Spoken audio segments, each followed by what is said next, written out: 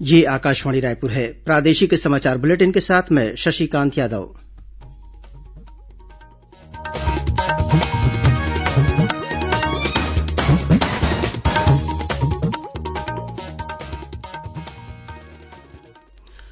और अब पेश है आज के मुख्य समाचार। लगातार बारिश से राज्य के कई हिस्सों में जनजीवन अस्त व्यस्त हुआ। बस्तर जिले में इंद्रावती नदी खतरे के निशान से ऊपर। जगदलपुर रायपुर राष्ट्रीय राजमार्ग पर आवागमन बाधित हुआ। स्वास्थ्य विभाग ने सर्दी, खांसी, बुखार, सांस लेने में तकलीफ और कोरोना संक्रमण के लक्षण वाले लोगों के 24 घंटे के भीतर सैंपल जांच के निर्देश दिए। कोरोना संक्रमण के दौरान नवाचार करने वाले शिक्षकों को शिक्षक दिवस पर किया जाएगा सम्मानित। और प्रदेश भर में श्रद्धा और उल्लास के साथ मनाया जा रहा है हरितालिका तीज का पर्व। कल से शुरू होगा गणेश उत्सव।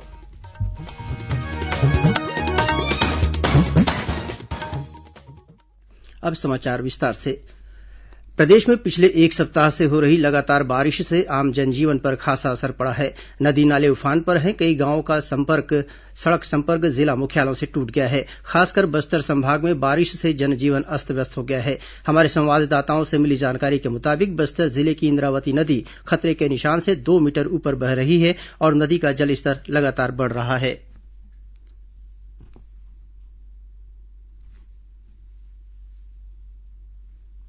औरत बारिश आज कुछ थम थम कर बरसी, जिससे लोग कुछ राहत महसूस कर रहे हैं। वहीं जिले के नाले जो उफान पर चल रहे थे, उनका जल स्तर दोपहर बाद धीरे धीरे कम होने लगा। लेकिन बस्तर की प्राणदायिनी इंद्रावती नदी पूरे उफान पर है और इसका जल स्तर बढ़ रहा है। आज शाम को भी इंद्रावती नदी खतरे के निशान से 2.5 मीटर ऊपर बह रही है। वहीं राष्ट्रीय राजमार्ग क्रमांक 30 पर काकड़ी घाट पर पानी भर जाने से कल रात से आवागमन बाधित था, लेकिन अभी अभी काकड़ी घाट से जल स्तर कम होने से आवागमन शुरू हो गया है। इंद्रावती नदी किनारे बाढ़ संभावित दर्जनों गांव के लोगों को सुरक्षित स्थानों पर पहुंचा दिया गया है। बाढ़ के चलते बस्तर जिले में 12 राहत शिविर चलाए जा रहे हैं, जिनमें 866 लोग रह रहे हैं। वहीं जगदलपुर शहर में एक कच्चा मकान धराशायी हो गया। आकाशवाणी समाचार के लिए जगदलपुर से मैं संतोष वर्मा। कोंडागांव जिले की बारदा नदी में पुल के ऊपर से पानी बह रहा है। आशंका है कि यह पुल कभी भी ढह सकता है। कई गांवों का जिला मुख्यालय से सड़क संपर्क टूट चुका है। कोंडागांव के जमकोटपारा में तालाब का तट टूट जाने से जगदलपुर से रायपुर जाने वाली राष्ट्रीय राजमार्ग पर घुटनों तक पानी भर गया है, जिससे आवागमन बाधित हुआ है। इसी तरह बीजापुर, नारायणपुर और दंतेवाड़ा जिले में भी लगातार बारिश से जिला मुख्यालयों से सड़क संपर्क टूट गया है।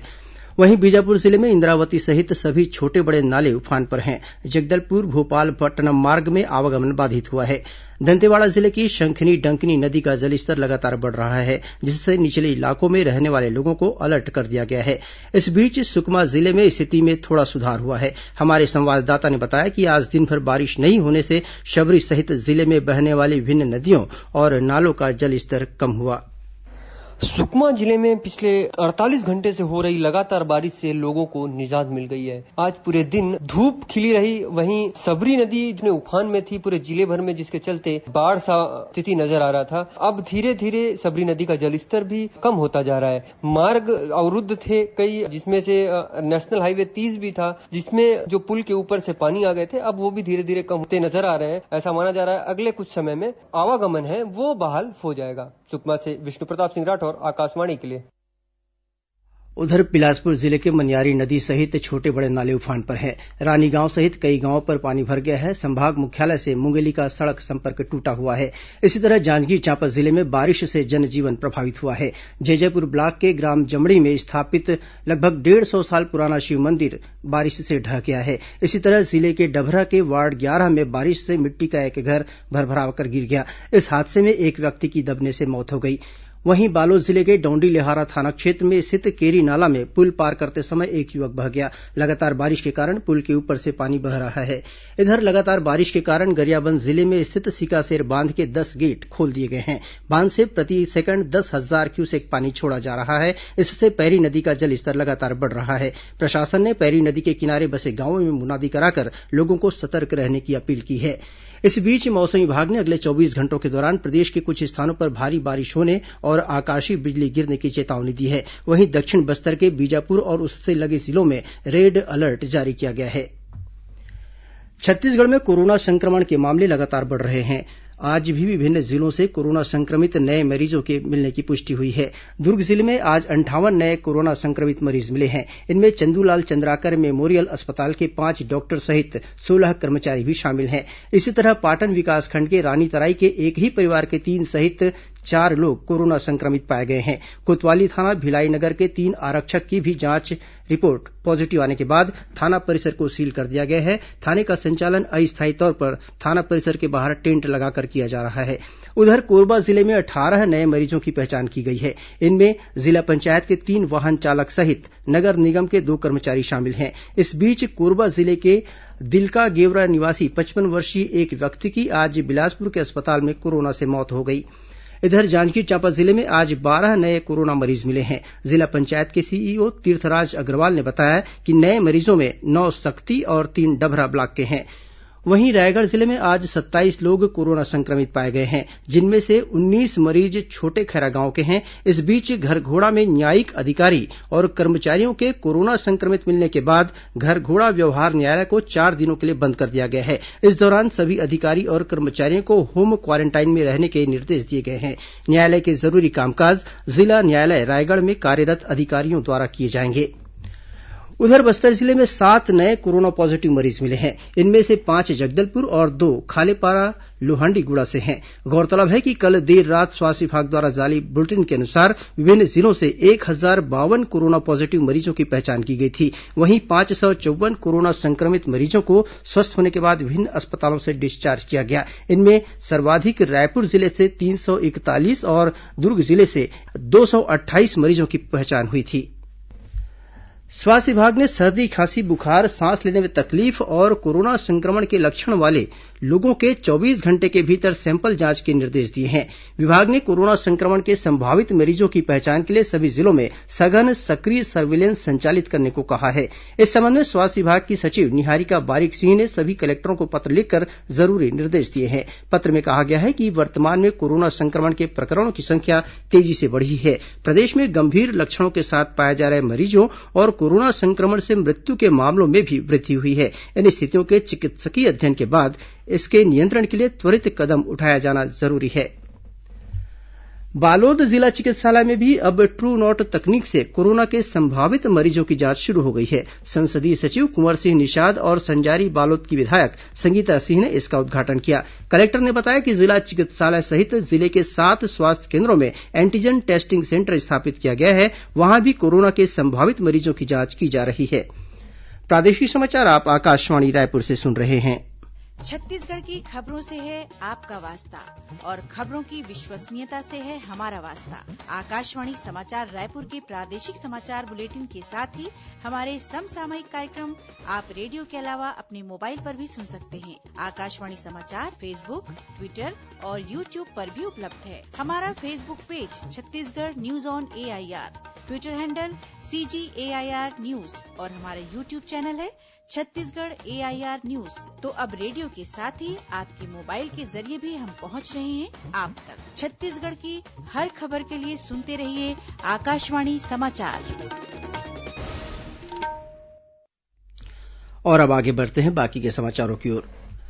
प्रदेश में कोरोना संक्रमण के दौरान ऐसे शिक्षक जो विभिन्न नवाचार कर शिक्षा की अलग जगाने का काम कर रहे हैं, उन्हें शिक्षक दिवस के दिन सम्मानित किया जाएगा। यह घोषणा स्कूल शिक्षा मंत्री डॉक्टर प्रेमसाय सिंह टेकाम ने राष्ट्रीय शिक्षा नीति पर रायपुर में आयोजित परिचर्चा में की।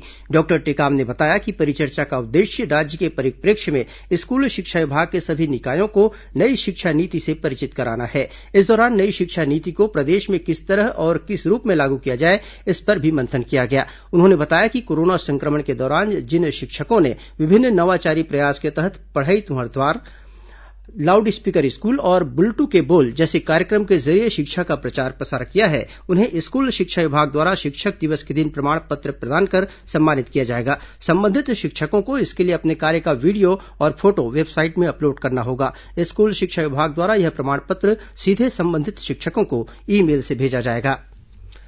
राज्य कर्मचारी राज्य बीमा निगम ईएसआईसी ने कोरोना महामारी को ध्यान में रखते हुए कामगारों को इस साल 24 मार्च और 31 दिसंबर के बीच बेरोजगारी लाभ के रूप में 3 महीनों के औसत वेतन के 50% के बराबर राशि का भुगतान करने के लिए नियमों में ढील दी है। नई दिल्ली में केंद्रीय श्रम और रोजगार मंत्री संतोष कुमार गंगवार की अध्यक्षता में हुई ईएसआईसी की बैठक में इसका निर्णय किया गया। प्रदेश में पंचायती राज संस्थाओं को और अधिक सशक्त बनाने के लिए राज्य सरकार ने 8 सदस्यीय समिति गठित की है। यह समिति 1 माह में वर्तमान में त्रिस्तरीय पंचायती राज संस्थाओं को प्राप्त अधिकारों की समीक्षा कर अपनी अनुशंसाएं राज्य सरकार को सौंपेगी। सरकार समिति के प्रस्तावों के मूल्यांकन के बाद इन्हें राष्ट्रपिता महात्मा गांधी की जयंती 2 अक्टूबर को लागू करने की तैयारी कर रही है। पंचायत और ग्रामीण विकास मंत्री टीएस सिंहदेव के अनुमोदन के बाद पंचायत विभाग के विशेष सचिव और संचालक की अध्यक्षता में समिति गठित की गई है। आयुक्त मनरेगा, राज्य पंचायत और ग्रामीण विकास संस्थान के संचालक, विकास आयुक्त कार्यालय के वित्त नियंत्रक तथा पंचायत और ग्रामीण विकास मंत्री द्वारा नामांकित 2 जिला पंचायत अध्यक्षों तथा 2 जनपद पंचायत अध्यक्षों को समिति का सदस्य बनाया गया है।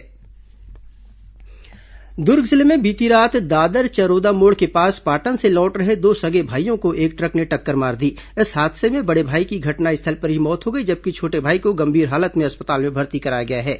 वहीं राजनांदगांव जिले में खैरागढ़ के पास आज हुई सड़क दुर्घटना में एक युवक की मौत हो गई।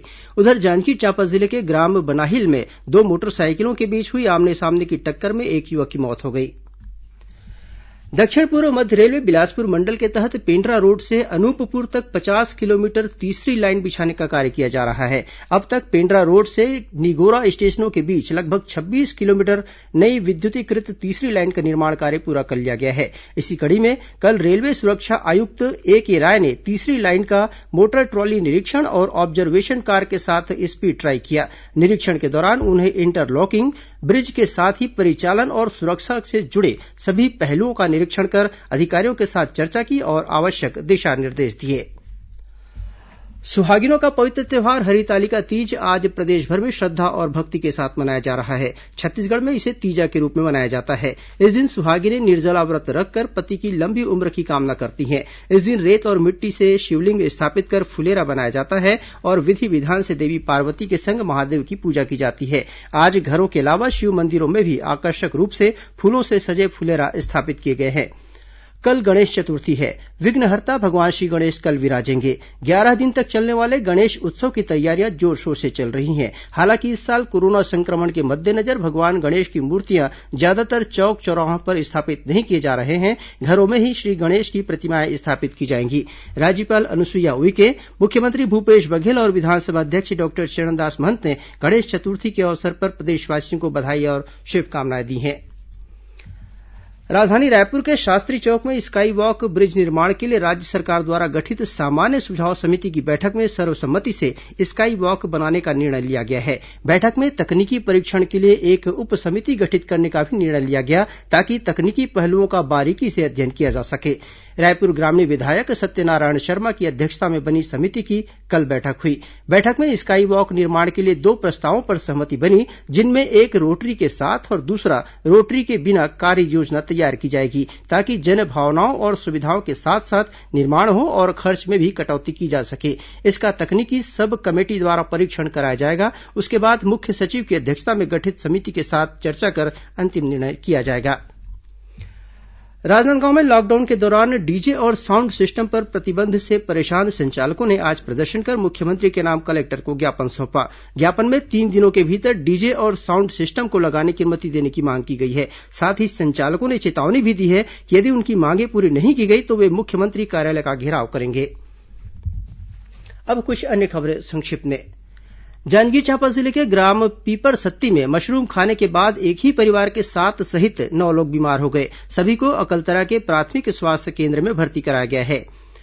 राजनांदगांव जिले के डोंगरगांव क्षेत्र के ग्राम जंतर में पुलिस ने बच्चा चोरी के आरोप में एक महिला को गिरफ्तार किया है। मामले की जांच की जा रही है। गरियाबंद जिले के बनगंवा जंगल में दलदल में फंसे हाथी के एक बच्चे को ग्रामीण और वन विभाग की टीम ने रेस्क्यू अभियान चलाकर बचा लिया। महासमुंद पुलिस ने कुटेला चौक से जंगली सुअर का दांत बेचने की फिराक में घूम रहे 2 युवकों को गिरफ्तार किया है। उनके पास से 8 नग दांत, मोटरसाइकिल और 3 मोबाइल जब्त किए गए हैं। और कबीरधाम जिले के ग्राम मैनपुरी में पुलिस ने 6 पैकेट गांजे के साथ 2 लोगों को गिरफ्तार किया है। जब्त गांजे की कीमत लगभग 65,000 रुपये बताई जा रही है। अंत में मुख्य समाचार एक बार फिर। लगातार बारिश से राज्य के कई हिस्सों में जनजीवन अस्त व्यस्त हुआ। बस्तर जिले में इंद्रावती नदी खतरे के निशान से ऊपर। जगदलपुर रायपुर राष्ट्रीय राजमार्ग पर आवागमन बाधित हुआ। स्वास्थ्य विभाग ने सर्दी, खांसी, बुखार, सांस लेने में तकलीफ और कोरोना संक्रमण के लक्षण वाले लोगों के 24 घंटों के भीतर सैंपल जांच के निर्देश दिए। कोरोना संक्रमण के दौरान नवाचार करने वाले शिक्षकों को शिक्षक दिवस पर सम्मानित किया जाएगा।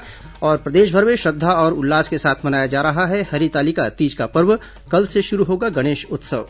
इसी के साथ प्रादेशिक समाचार बुलेटिन समाप्त हुआ। नमस्कार।